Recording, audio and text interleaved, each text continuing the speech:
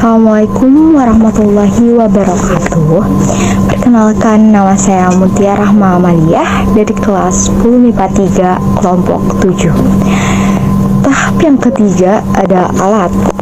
Yang pertama ada sumber arus, kedua kabel, ketiga gelas kimia, keempat bola lampu, kelima elektroda, keenam saklar, 7 gelas beker, dan yang terakhir ada tisu. Tahap keempat adalah bahan. Yang pertama, larutan garam dapur atau NaCl, kedua larutan asam cuka atau CH3COOH, ketiga ada larutan sabun, keempat larutan urea, kelima larutan gula atau C12H22O11,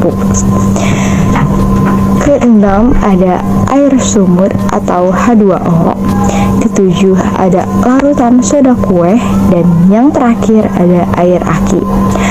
Tahap kelima adalah prosedur percobaan. Yang pertama, rangkaian alat uji daya hantar listrik sehingga berfungsi dengan baik. Kedua, ambil masing-masing 100 ml larutan yang akan diuji daya hantar listriknya dan masukkan ke dalam gelas kimia yang diberi label. Ketiga, ujilah daya hantar listrik larutan menggunakan rangkaian alat penguji elektronik dengan cara mencelupkan elektrolida ke dalam larutan. Keempat, amati perubahan yang terjadi dan apakah lampu menyala, dan lihat perubahan di sekitar elektrolida. Kelima, dengan cara yang sama, ujilah daya hantar larutan lain yang tersedia. Terima kasih. Assalamualaikum warahmatullahi wabarakatuh. Sebelumnya perkenalkan, nama saya Padma Nazra dari kelas 10 MIPA 3. Saya di sini dari kelompok 7 akan menjelaskan tentang dasar teori elektrolit. Dasar teori elektrolit menurut ilmuwan Stefan August Arrhenius dari Swedia menerangkan teori ion tentang hantaran listrik melalui larutan. Arrhenius berpendapat bahwa zat-zat elektrolit yang dilarutkan dalam air akan terurai atau terionisasi menjadi ion positif atau kation dan ion negatif anion. Ion-ion tersebut dapat bergerak bebas sehingga menghantarkan listrik melalui larutan. Larutan elektrolit adalah larutan yang dapat menghantarkan listrik. Larutan elektrolit ada dua macam, yaitu larutan elektrolit kuat, yang artinya larutan yang dapat menghantarkan listrik dengan baik.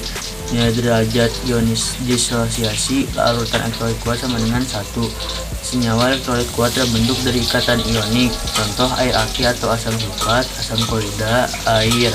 Larutan elektrolit lemah adalah larutan yang dapat menghantarkan listrik dengan lemah. Nilai derajat disosiasi larutan elektrolit lemah antara 0 sampai 1. Senyawa elektrolit lemah terbentuk dari ikatan kovalen polar, contoh air cuka, amonium, hidroksida air, dan lain-lain, garam, dan lain-lain. Sekian dari saya. Wassalamualaikum warahmatullahi wabarakatuh. Perkenalkan, nama saya Linda Justina Hamdani dari kelompok 7 kimia 10 MIPA 3. Di sini saya akan menjelaskan tabel pengamatan.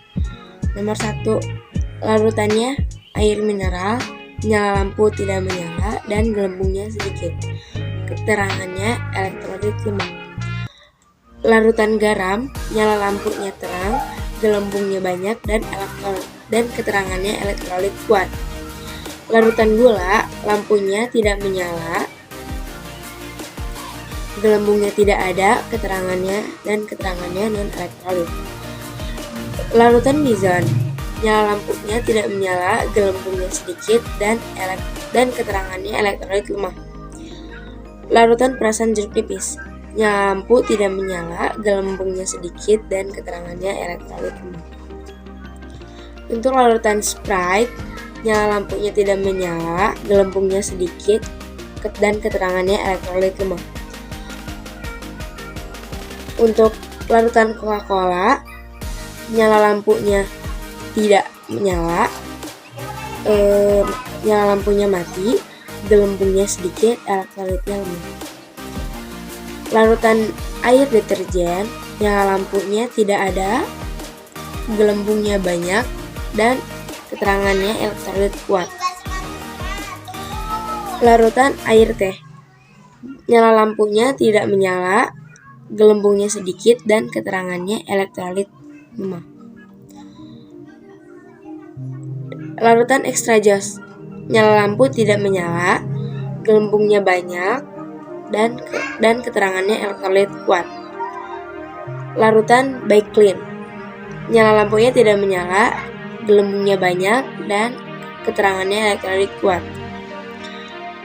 Larutan baking soda, nyala lampunya tidak menyala, gelembungnya sedikit, dan elektrolitnya lemah.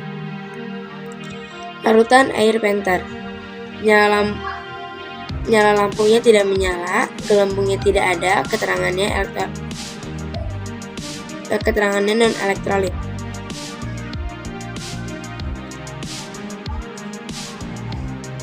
Larutan mama lemon, nyala lampunya tidak menyala, gelembungnya sedikit, dan elektrolitnya lemah. Larutan wipol, nyala lampunya tidak menyala, gelembungnya banyak, elektrolitnya dan keterangannya elektrolit kuat. Sekian dari saya. Wassalamualaikum warahmatullahi wabarakatuh. Jadi kesimpulannya adalah yang pertama itu larutan non elektrolit. Jadi larutan non elektrolit larutan yang tidak dapat menghantarkan listrik sama sekali. Nilai derajat disosiasinya sama dengan 0. Senyawa non elektrolit terbentuk dari ikatan kovalen non polar, contoh minyak goreng, bensin, oli, dan lain-lain. Uji elektrolit. Untuk membedakan larutan elektrolit kuat, elektrolit lemah, dan non elektrolit dapat dilakukan pengujian dengan elektrolit tester atau alat uji elektrolit dengan kriteria sebagai berikut. Larutan elektrolit kuat, lampu menyala dan muncul gelembung gas pada elektroda. Larutan elektrolit lemah, lampu tidak menyala dan muncul gelombang pada elektroda. Larutan elektrolit, lampu tidak menyala dan tidak muncul gelembung gas pada elektroda. Sekian dari kesimpulan kelompok 7 untuk presentasi uji larutan pada pengantar listrik.